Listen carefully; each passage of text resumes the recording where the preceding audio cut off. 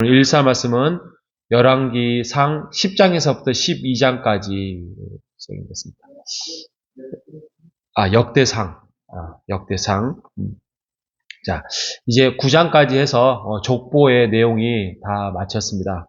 족보 내용이 마치고 이제 본격적으로 이스라엘, 특히 이제 역대상 하는 남유다만 다룬다고 그랬죠. 남유다를 중심으로 해서 어떻게 해서 하나님의 나라가 이 땅에 만들어지고 그림자이지만 재현되고 있는지에 대해서 말씀을 합니다.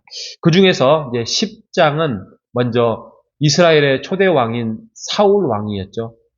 사울 왕을 세웠는데 그의 나라가 무너지는 모습을 봅니다. 그런데 후반부에 10장 13절에 보면 사울이 죽은 이유에 대해서 말씀을 하고 있습니다. 죽은 이유는 하나님께 범죄하였는데 첫 번째로는 하나님의 말씀을 지키지 아니하였기 때문이다 라고 말씀을 하고 있습니다. 그러니까 이게 세 가지가 나오는데 이게 세 가지로 구분이 돼 있지만 결국에는 하나예요. 하나님의 말씀을 지키지 아니하였다. 이게 핵심이에요.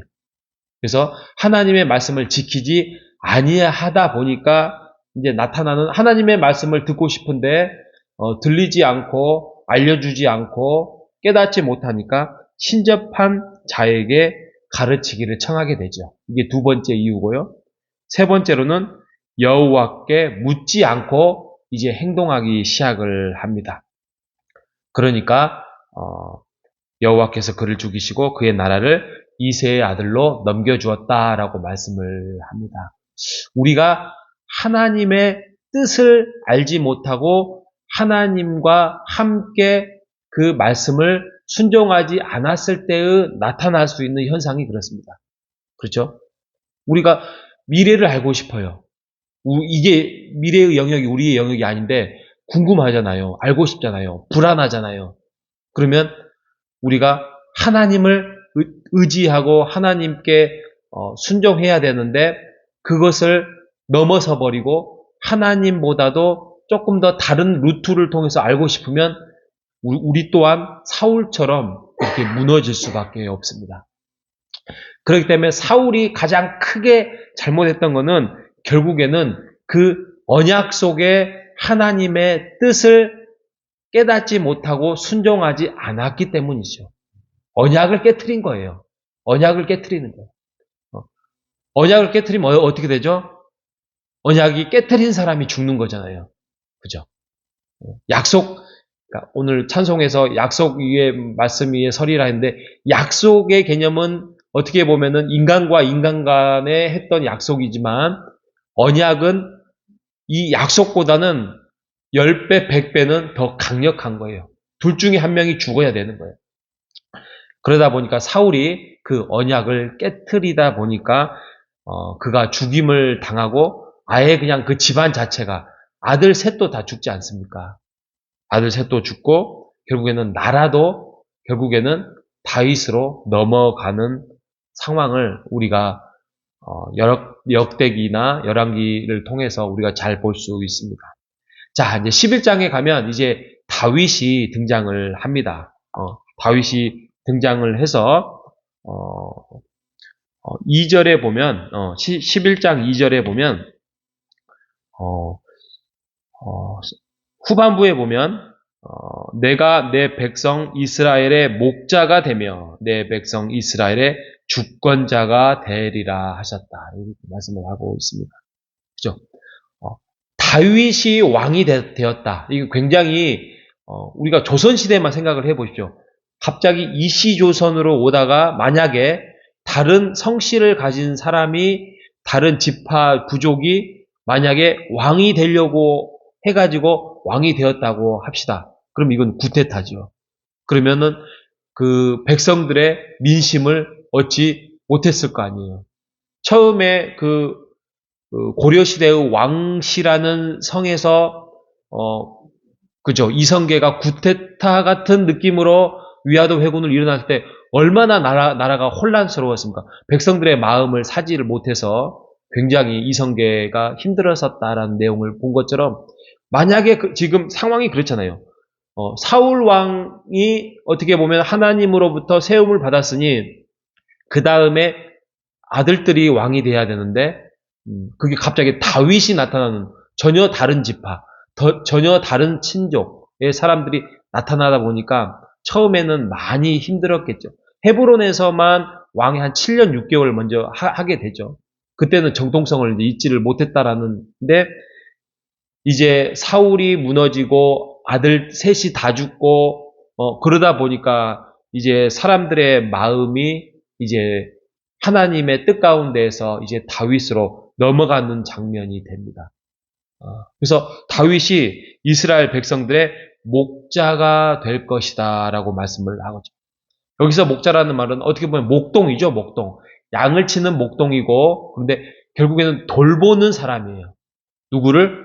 하나님의 백성을 돌보는 사람. 그래서 왕은 하나님의 백성을 돌보고 주권자군 주권자인데 하나님의 지시와 하나님의 말씀을 받아서 이스라엘 백성을 돌보는 자가 되는 것이죠. 다윗은 믿음이 좋았죠. 그리고 용기가 있었고요. 하나님 앞에 충성했던 사람입니다. 그런데 태어날 때부터 그렇게 된 것도 아니고 그가 그렇게 갖고 싶어서 그렇게 된 것이 아니에요. 믿음이나 용기나 충성은 어떻게 나타나는지 아십니까? 여러분, 믿음 좋아지고 싶고 하나님 앞에 순종하고 싶고 하나님 앞에 충성자로서 인정을 받고 싶으시잖아요. 어차피 믿음 생활 할 거면 그렇게 하면 좋잖아요. 그것은 어떻게 해서 드러나냐면 하나님과 깊은 교제 속에서 살다가 아하, 우리 하나님이 이런 분이구나 라고 하나님과의 관계가 신뢰가 되어지고 확신이 되어지면 이게 표현이 되는 거예요. 그죠? 이분은 내가 믿을만 하구나. 내 인생 걸만하구나. 나는 확실한 신뢰와 확신이 세워지면 표현이 드러나는데 그 표현이 바로 믿음이며 용기며 충성인 것이에요. 그러다 보니까 다윗이 그렇게 믿음의 사람, 용기 있는 사람, 충성의 사람으로 나타나요. 그리고 한 가지만 더 말씀을 드리자면 다윗의 나라가 아니에요. 그죠? 다윗의 나라가 아니라 하나님의 나라가 다윗의 왕이 되어서 그것이 하나님의 나라의 그림자로 이스라엘의 나라로 만들어가고 있는 거예요. 그러니까 다윗이 순종하고 하나님 앞에 용기 있는 자로 충성하면 또 그의 신하들이나 그의 용기 있는 용맹스러운 군사들이 다윗에게 충성을 할 때에 이것은 다윗에게 충성한 게 아니라 하나님께 하게 된다는 것이에요. 그래서 우리가 기억해야 될 게 그럽니다. 우리가 보통 제가 이런 말 하기는 참 부끄럽지만 담임 목사에게 순종하십시오 이런 말 하잖아요. 한국 교회가. 그죠? 근데 담임 목사에게 순종하라는 말은 그 담임 목사님에 대해서 순종하라는 말이 아니라 담임 목사가 하나님의 어떻게 보면 그 교회의 지도자로서 하나님의 말씀을 이어서 그 뜻을 하나님의 나라를 통하여서 교회 통해서 드러나고 세워나갈 때에 하나님의 말씀 앞에 순종하라는 것이지 그 인간에게 순종하라는 뜻이 아니에요.